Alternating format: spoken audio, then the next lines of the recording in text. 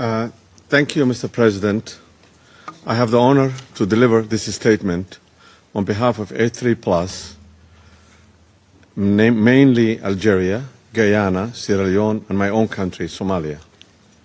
We express our appreciation for the Presidency for promptly convening this meeting at the request of A3+, joined by China, Pakistan, and Russian Federation.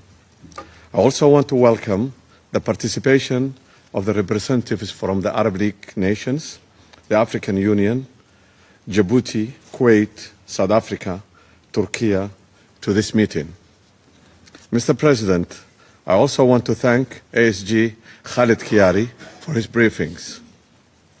Mr. President, A3+ strongly condemns the flagrant assault by Israel on the unity and the territorial integrity of Somalia by recognizing as an independent entity to the northwestern region of Somalia, so-called Somaliland, which is legally incapable of entering into any agreement or arrangement or recognition with another country.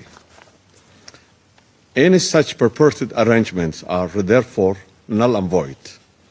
Further, this action represents a direct violation of the UN Charter, the African Union's fundamental principles, and a breach of cornerstone of the international law. Respect for the sovereignty and territorial integrity of the states. This act of aggression is aimed at encouraging fragmentation of the territory of Somalia, which is the northwestern region, is an integral part and is destabilizing the Horn of Africa, entire Horn of Africa, and the Red Sea region. It should be firmly rejected and condemned unequivocally by all member states. A3+ therefore rejects this announcement by Israel and calls for it to be rescinded. In this regard, A3+ aligns itself with the recent statements of the chairperson of the African Union Commission, His Excellency Mahmoud Ali Yusuf, in categorically rejecting all attempts at undermining the independence, sovereignty, territorial integrity of Somalia. A3+ reaffirms the long-standing and consistent position of the African Union, rooted firmly in the constitutive act of the Union and the principles of respecting borders inherited at independence, as proclaimed in 1964, decision of the Organization of African Unity, Cairo Declaration. We further call on all member states to take a unified and principled stand against this illegal action, which undermines the very foundation of the international legal order. A3+ seizes this opportunity to welcome all regional, international, bilateral, and multilateral partners who express their clear support and the commitment to the sovereignty, unity, and territorial integrity of Somalia.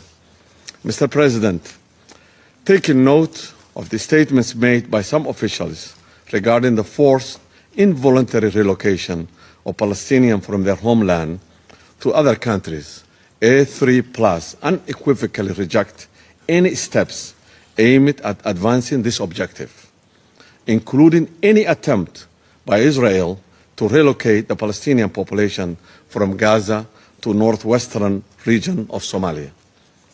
This action is not only unlawful, but is morally reprehensible.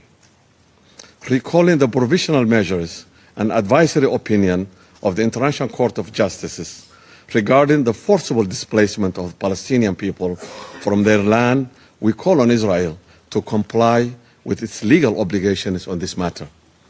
A3+ will neither accept nor condone the illegal use of any territory, let alone that of sovereign state, which is a member of the United Nations, to deny the right of self-determination to a people who have been subjected to crimes against humanity for many, many years.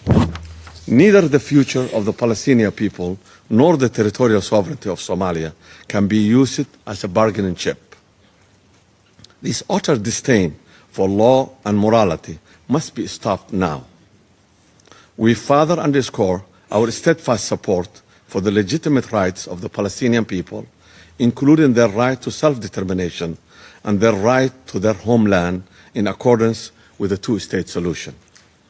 Rather than contributing genuinely to the commendable international peace efforts in the Middle East through the long overdue recognition of independent, sovereign Palestinian state, Israel has instead chosen to project instability into the Horn of Africa, promote divisions and create new sources of tensions in the region already facing multidimensional and complex challenges. Mr. President, in closing, A3+ reiterates its unwavering commitment to the Somalis' unity, sovereignty, and territorial integrity. No external actor has the legitimacy or authority to alter the unity, the sovereignty, or territorial configuration of Somalia or any other sovereign state. Israel's action not only set a dangerous precedent, but also posed a serious threat to regional and international peace and security.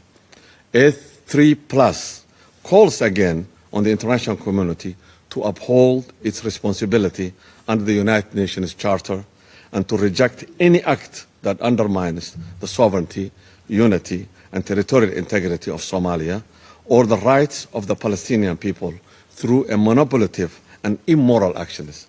I thank you, Mr. President.